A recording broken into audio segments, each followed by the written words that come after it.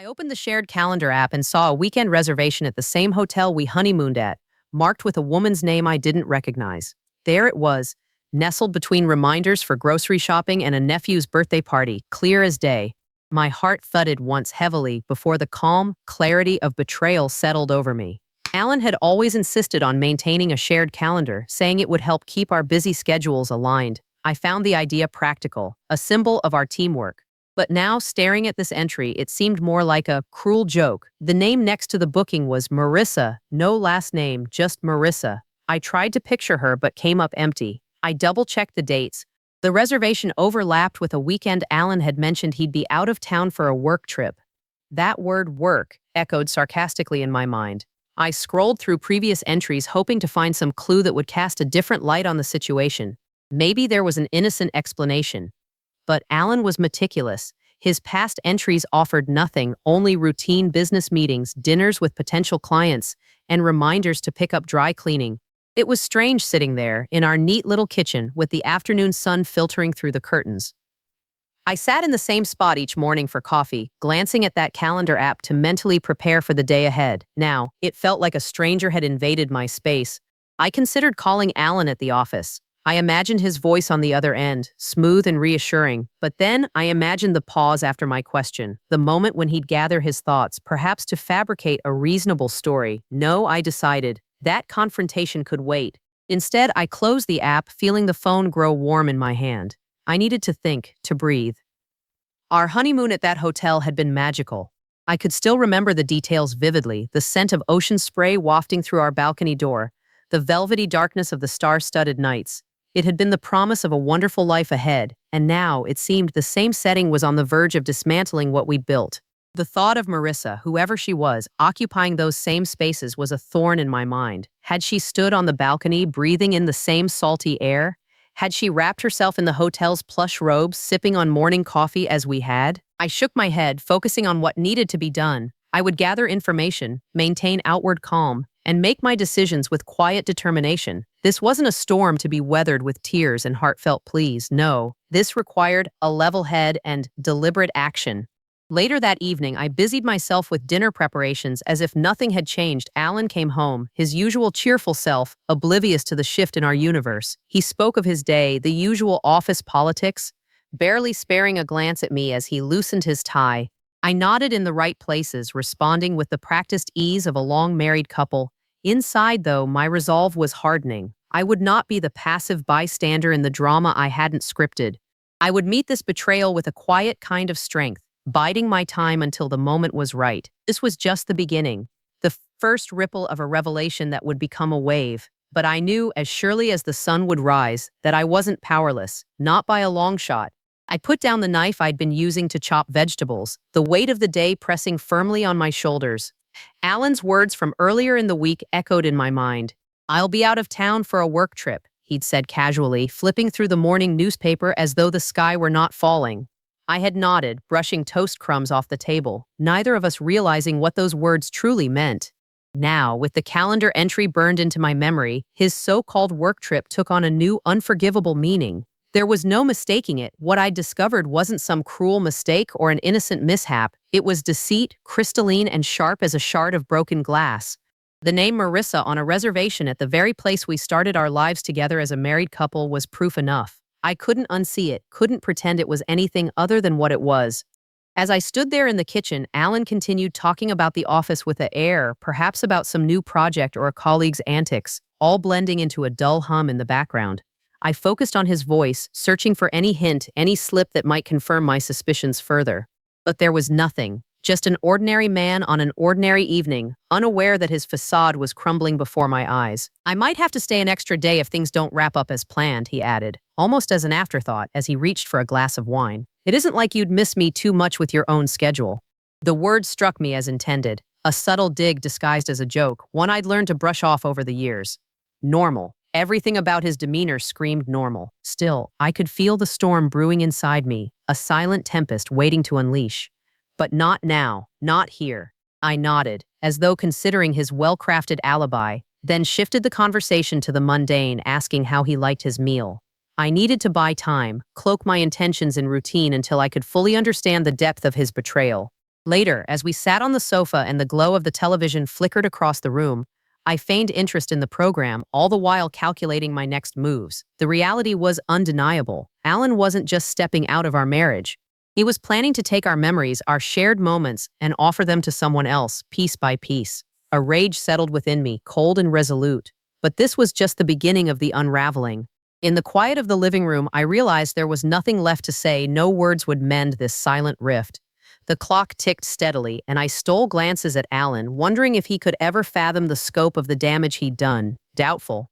He seemed too invested in maintaining his illusion of control, his charisma a shield against the truth. I took a deep breath, keeping my expression neutral. I wouldn't let on that I knew, not yet. There was power in preserving the illusion of ignorance, at least for the time being. Alan's carelessness would become my advantage. Of that, I was sure. This chess game he'd unwittingly started was far from over, and I intended to checkmate. Somewhere between the soft laughter of the sitcom's laugh track and Alan's contented sighs, I gathered my resolve. The path forward was clear, marked with careful, deliberate steps. I would prepare without haste, ensuring my moves were invisible to him, just a blur in the everyday motions of life. When the time was right, the truth would emerge, undeniable and stark as daylight, exposing him for what he truly was. This was the calm before the reckoning, and while Alan lived in his predictable world, I would craft my own. With deliberate focus, I turned to my phone, casually scrolling, already deciding to reach out to those who would help me unravel this web, starting with a lawyer. As Alan's laughter filled the room, oblivious to the tides shifting beneath him, I felt a steely calm settle over me. Marissa might be part of his story now, but it was still my narrative, and I would ensure the ending was one of my choosing. After making my decision, I found myself sitting in the car a few streets away from home. The engine hummed softly as I considered my next step. Contacting a lawyer felt like crossing an invisible line, one that once crossed couldn't be uncrossed. I needed someone discreet, someone who could provide clarity amidst the chaos Alan had thrown me into.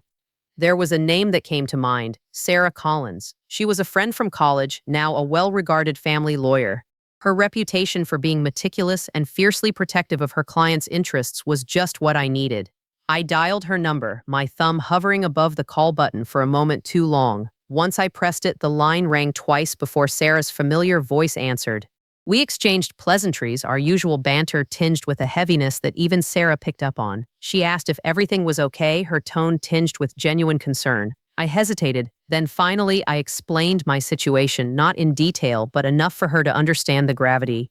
Sarah agreed to meet discreetly. We chose a small cafe, a nondescript place tucked away in the business district. It was the kind of place where the clientele kept to themselves, ensuring our conversation would remain private.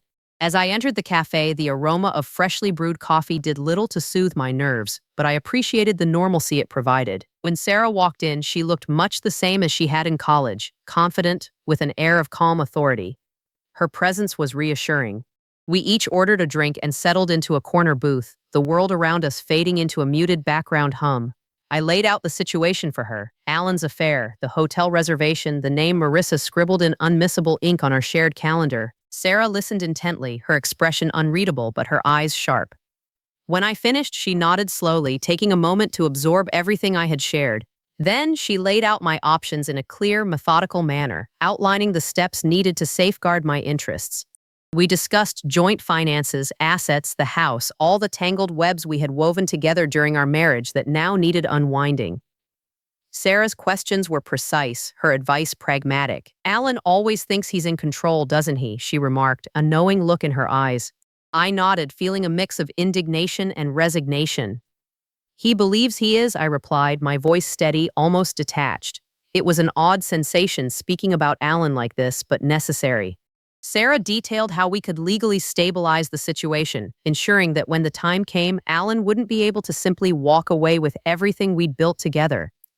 We parted with a plan, Sarah's calm assurance a balm to my frayed nerves.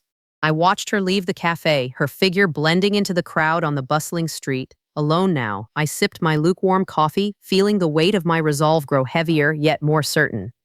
This new path was daunting, but it was necessary. Returning home, the act of pretending felt both easier and more difficult.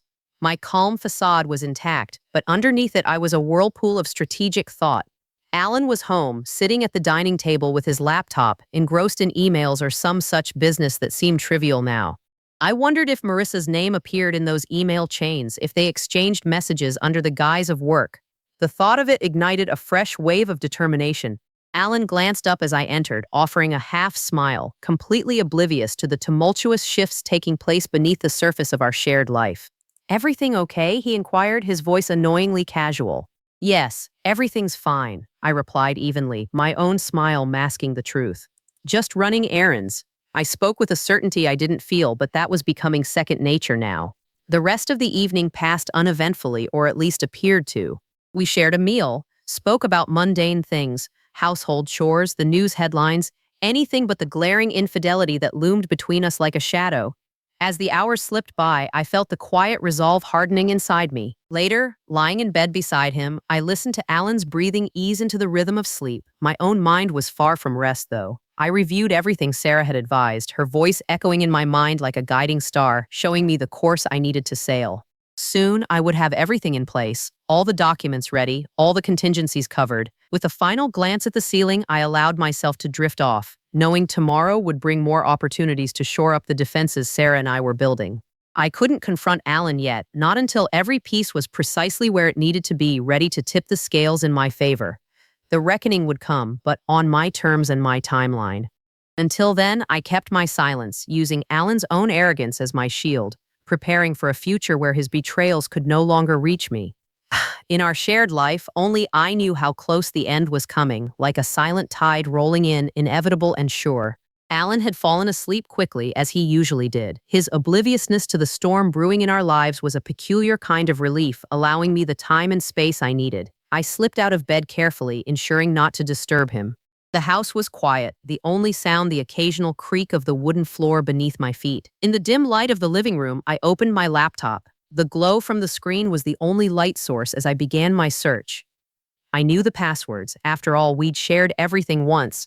I navigated to our joint credit card account and took a deep breath before diving in. The transactions were laid out before me like a map, each entry a breadcrumb leading to the truth. There it was again, the hotel reservation on his card, confirming what I'd already seen, but there was more. Dinners at upscale restaurants that I knew he hadn't been to with me, jewelry purchases too expensive to be forgotten, gifts for a spouse. It was infuriating and humiliating to see these expenses itemized so coldly. I moved on to the phone bills, each call and message logged with clinical precision. Amongst the usual numbers were several to a contact I didn't recognize. The number was frequent, appearing at odd hours, sometimes late into the night. I jotted it down, feeling the weight of Alan's duplicity pressing heavily on my chest. I sat back, the evidence now irrefutable. Despite the clarity of his betrayal, I still found my mind grappling with disbelief. How did we come to this point? When had deception become the hidden language of our marriage? But as quickly as those thoughts surfaced, I pushed them aside. I couldn't afford to be distracted by emotions, not now. Closing the browser, I cleared my history meticulously, leaving no trace of my nocturnal investigations. I wouldn't give Alan the satisfaction of catching on to my own counter-scheme. Standing up, I stretched and glanced back towards the bedroom door. It struck me how much could be hidden behind these familiar walls, secrets and lies festering beneath the surface of a seemingly ordinary life.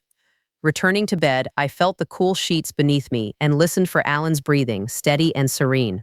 My mind, however, refused to match that tranquility. The magnitude of what lay ahead was daunting, yet I felt a newfound strength simmering beneath my calm facade.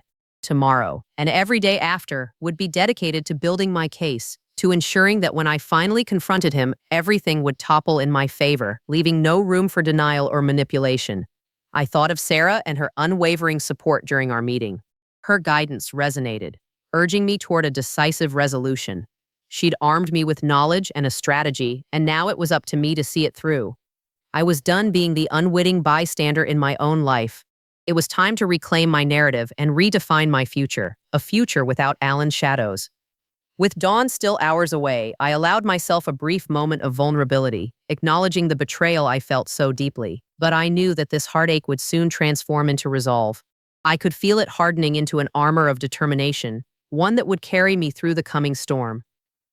As I closed my eyes, I pictured the life I would build on the other side of this chaos. The image was clear, unmarred by Alan's deceit, a life defined by honesty and strength, one that I alone would craft. I found a quiet comfort in that, a whisper of reassurance in the dark. The weeks that followed were a blur of calculated moves and quiet determination. I met with Sarah again, each meeting a step deeper into the reality I was constructing, one free from Alan's deceit. Her office was a safe haven, a place where the truth was laid bare without judgment. We meticulously reviewed every piece of evidence I had collected. It felt surreal, laying out the remnants of my marriage on her polished oak desk, yet there was a clarity in the act, as if naming the betrayal somehow lessened its power over me. Sarah, ever the astute professional, had everything organized, every bank statement, every phone bill, every receipt. With her help, I understood the full scope of Alan's betrayal. Each line of expenditure, every charge at those far too familiar locations was a knife twisted in my chest. I absorbed it all with a steady resolve, refusing to flinch. These documents were not just proof of his infidelity, but a map leading me to freedom. One afternoon, as rain pattered against the windows of her office, Sarah nodded solemnly and handed me the stack of freshly drafted divorce papers. "This is the next step," she said, her voice a blend of authority and empathy. "You're doing the right thing." I took the papers, feeling their weight in my hands. It was a threshold moment, one I never envisioned crossing, yet there I was, ready to sever the ties that bound me to a life of lies. Alan's name printed beside mine on those documents now seemed like a stranger's. The familiarity turned to ash.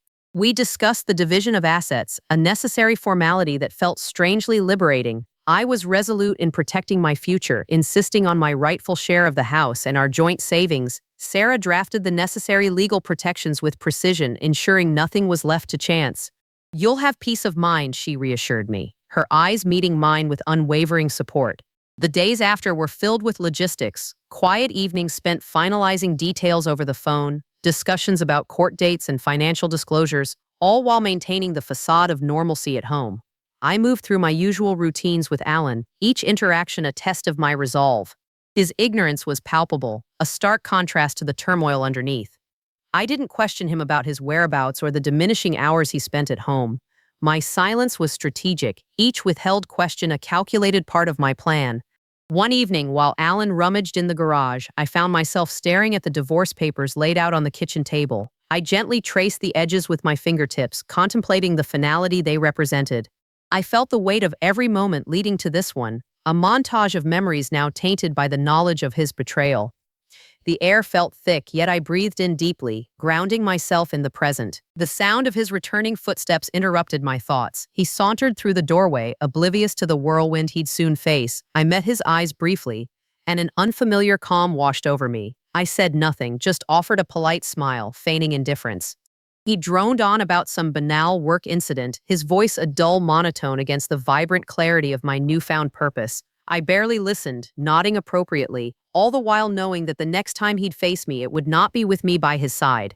That night, as I lay in bed, a sense of anticipation filled the room. Every detail, every plan was in place. I felt both the weight and the liberation of what I was about to do. The outcome was no longer in question, it was now a matter of execution. Still, there was a pang of nostalgia, a brief flicker of what once was. I allowed myself that moment, knowing it would be the last time I held on to anything from our past. Soon, Alan would learn of the decisions I had made. The world of false comfort he lived in would collapse. And when it did, I would be ready to step into the light of a future I had chosen for myself. The papers were ready. My mind was set. Tomorrow, I would take the next step toward reclaiming my life. As I drifted off to sleep, I knew that when the time came, I wouldn't hesitate. The end of one chapter was just the beginning of another, one written entirely by me. The family dinner was the perfect facade of normalcy. We sat around my in-laws' table, silverware clinking, voices mingling with the sounds of a home that thrummed with routine and familiarity. Alan sat across from me, recounting his usual anecdotes, his eyes flicking over to me with the casual indifference I'd come to expect. My role was simple: to listen, to smile, to maintain the charade a little longer. Alan's voice carried through the room, mingling with the laughter and chatter, an intrusion into my thoughts. "So, next month I'll be heading back to the coast for another conference," he announced, his tone laced with an arrogance that made my skin prickle. "And Marissa, she'll be joining us again. Her insights last time were invaluable." Though his words were aimed at his family, I felt each syllable slice through me. The dinner suddenly felt suffocating, the air filled with the weight of his betrayal more than the aroma of the roast. I reached for my glass, taking a sip to steady myself. letting the familiar burn of the wine anchor me in the moment. My mother-in-law, blissfully unaware, chimed in with her approval. "Oh, that's wonderful, Alan. You always bring back such brilliant ideas from these events." Her eyes danced over to me, expecting a nod, a shared moment of pride. I offered a smile, well rehearsed in moments like these, where silence served as my armor. Alan continued, weaving tales of future collaborations, all while his deceit lay exposed to me alone. This was his stage, and he played his part with shameless confidence. I watched him, the man I had once loved, parading his infidelity under the guise of ambition. I wondered if he even realized that with every word, he only deepened the chasm he'd created between us.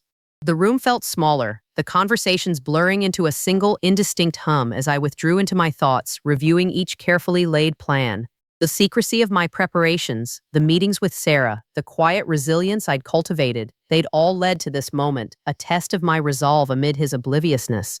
And, of course, after the conference, Marissa and I might grab dinner at the old place again, Alan added casually, as if sharing a benign detail. Yet I felt the room sharpen around my awareness, his words the final piece in the landscape of betrayal he'd painted.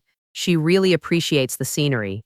I glanced down at my plate, feeling the world around me diminish to a quiet hum. They continued discussing plans, the family around us unaware, their warmth and laughter fueling the stark clarity of my decision. Alan's future was already changing, one he hadn't anticipated, one I had orchestrated with careful precision. The conversation moved on, drifting to safer, more mundane topics, while I remained anchored by the knowledge of the inevitability to come. Soon I would step forward, and this facade would crumble in the face of truth. But tonight I held my part for a little longer, playing the wife they all thought they knew, but who was ready to break free. Dinner ended, and as we stood, Alan wrapped an arm around my shoulders, his grip weighty with familiarity, yet hollow with the absence of truth. "Let's head home," he said softly, oblivious to the storm he'd navigated into. I nodded, a silent participant, a quiet observer to his final days of ignorance. As we drove back, the city lights flickering past, I stared out, the silence between us holding more meaning than any words we could have exchanged. He reached for the radio, the music filling the car with an unspoken farewell to what was fading. My eyes stayed on the road ahead, resolute, ready for the moment when everything would change. Tomorrow, his voice, confident, carefree, would falter as I reshaped our reality.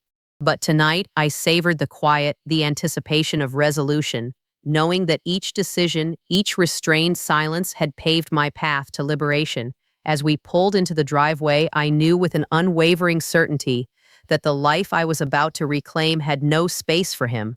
I stepped out of the car, the cool night air wrapping around me like a promise, the first taste of freedom that I had carved out in silence and strategy.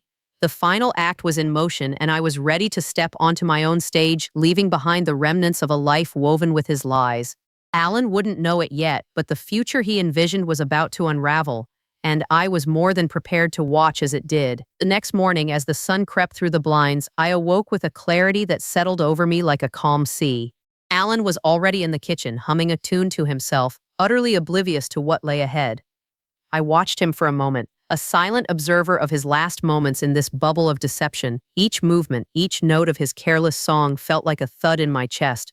Today was the day I would serve him the papers that would dismantle the facade he'd so carelessly constructed. I walked into the kitchen, feeling the weight of the documents concealed in my bag. "Morning," I said, my voice steady, betraying nothing of the turmoil inside. Alan looked up with a smile, one I'd seen countless times before but now seemed to belong to a stranger. "Morning, love," he replied, pouring coffee into a mug as if we were any other couple on any other day. But today wasn't like any other day. I took a deep breath, savoring the smell of coffee one last time before everything changed. "I have something important to discuss," I said, my voice calm yet firm as I placed my bag on the table. Alan paused, mid-sip, a flicker of curiosity crossing his face, oblivious still to the tidal wave about to hit him. "Oh," he said, setting the mug down with a casualness that nearly made me laugh. He had no idea. I reached into the bag and pulled out the divorce papers, the authoritative pages that would sever the ties of our shared life. "It's time we confront this," I stated, laying the documents on the table between us. Alan's gaze shifted from my face to the papers, his expression shifting from curiosity to dawning realization. His facade of confidence faltered, a visible crack forming in the persona he'd so carefully crafted. "What is this?" he asked, trying to mask the panic with a weak attempt at nonchalance, but his voice betrayed him. I met his eyes, allowing silence to stretch between us before replying with detachment. Divorce papers, Alan, and a restraining order on our joint accounts. The shock hit him like a physical blow. He stumbled back slightly, his hand reaching for the table for support. It was a moment that felt suspended in time, the air thick with the weight of unspoken truths and shattered illusions. But why? How? He began, his defenses crumbling as swiftly as they'd been erected. I cut him off, my voice unyielding. I know about Marissa. The name hung in the air like a specter, unraveling the lies he'd spun. Alan's face turned ashen, the reality of his actions reflected in the papers that now seemed to scream his betrayal. You've been lying to me, Alan, about everything, I continued, my voice, every word deliberate, slicing through the remnants of trust. He inhaled sharply, his eyes wide with disbelief, the weight of his decisions crashing down upon him. I'm not going to argue, I said, watching him grapple with the new reality. It's done. He opened his mouth to protest, then closed it, understanding that no words could erase the evidence I'd gathered, the truth I'd uncovered. The silence between us stretched painfully as he attempted to regain his composure. We can talk this through, he suggested weakly, desperation seeping into his voice. I shook my head slowly, feeling a peculiar sense of liberation in finally laying bare the truth. There's nothing left to discuss, I replied, retrieving the copy of the restraining order from my bag and placing it with the divorce documents. The accounts are frozen. Everything has been set in motion legally. Alan's bravado crumbled, leaving behind a man faced with the repercussions of his choices, the life he'd known slipping away. He looked at me then, truly seeing me for perhaps the first time in years. But it was too late. I'd taken all I could, and now I was taking back my life. If you value anything left of this, I said quietly, you'll sign them. The ultimatum hung between us, a finality to the charade that had played on too long. Alan picked up the pen with trembling fingers, the realization of his defeat settling heavily as he signed. I watched him, feeling a strange mix of sadness for what we'd lost and relief for what I'd gained. The moment he finished, the last page signed and sealed, marked the end of his illusions and the beginning of my freedom. I took a deep breath, stepping back, the enormity of the moment washing over me like a cleansing wave. Alan sat there, staring at the papers, his face a canvas of disbelief and remorse. But as I turned to leave, I felt a profound sense of closure, a quiet triumph in having stood by the truths I couldn't ignore. This was the end, yet for me it was just the start, a new path, untainted by deception, where I could finally be free of the shadows his betrayal cast. As I walked away, leaving him to grapple with the aftermath, I felt no need to look back. The weight that had pressed upon me for so long was lifting, and though the future was uncertain, it was finally mine to shape. The door closed behind me with a sense of finality that resonated deep within. I stepped into the world anew, ready to embrace whatever came next, knowing I was no longer bound by the chains of Alan's deceit. The court proceedings wrapped up faster than I could have hoped, the evidence irrefutable and Alan's defense crumbling under its weight. It was an oddly experience, almost as if I was watching it unfold from outside myself. Days turned into weeks, and I found myself in front of the lawyer again, this time receiving the final decree. The judge had made his decision, and it was one that left me with the house, the place I had poured so much love into. My name alone now adorned the deed, a testament to my perseverance. Alan moved out shortly after, his departure, quieter than I'd expected. There were no grand gestures or pleas, just a silent acceptance of what his choices had wrought. The day he left, I stood by the window watching as he loaded the last of his things into the car. I thought I might feel a pang of regret or sorrow, but instead, there was only a sense of peace. The house, once filled with tension, now felt like a sanctuary. The practicalities took over quickly. I changed the locks, a step not just for security, but as a symbolic gesture of closing off the old and welcoming the new. I painted the walls a different color, one that felt like a breath of fresh air. Each change was a reclaiming, a way to inject parts of myself back into the space I had once seen as our shared domain. Friends checked in frequently, their support a comforting reminder that I wasn't alone. Sarah, who had been my rock throughout, joined me one evening for a quiet dinner. We sat at the kitchen table, sharing stories and laughter that drifted through the rooms like the reassurance I desperately needed. Her presence made the house feel less empty, and I realized that I had gained far more than I'd lost. Financial security was another victory, one I didn't take lightly. With the accounts separated, I could finally manage my resources without fear of Alan's interference. It wasn't just the freedom to spend as I chose. It was the freedom to plan, dream, and build a future unencumbered by deceit. I revisited old hobbies, found joy in small, everyday victories, and slowly pieced together a vision of a life I could call my own. In quiet moments, I would reflect on the path that had brought me here. There were no illusions left, no lingering what-ifs or hidden regrets. Facing the truth had been painful, but it had also given me clarity, a gift I never expected to find in the aftermath of betrayal. I learned to trust my instincts, to value my worth beyond anyone else's inability to see it. One afternoon, as I sat on the porch with a cup of tea, I watched the world go by with a newfound sense of belonging. The sun warmed my skin, and the breeze carried with it a promise of new beginnings. In that moment, I felt the full weight of my independence, not as a burden, but as an endless expanse of possibility. My story wasn't just about what I'd endured, it was about the strength I discovered within myself. Alan's life moved on too, though from what little I heard, it seemed less certain, less sure of itself. I harbored no ill will. He was a chapter that had ended, a lesson in the importance of honesty and the high cost of betrayal. The financial settlement left him with less than he had hoped, a consequence he would have to navigate on his own. It was justice, not out of vengeance, but as a necessary correction to the imbalance he had caused. The house stood as a solid testament to my perseverance, a home built on the foundation of truth and resilience. I had won more than a legal battle. I had reclaimed my life. It was mine to mold and paint with whatever colors I chose, freed from the shadows of the past. And as I looked forward, the future felt bright and full, an unwritten canvas ready for me to create anew.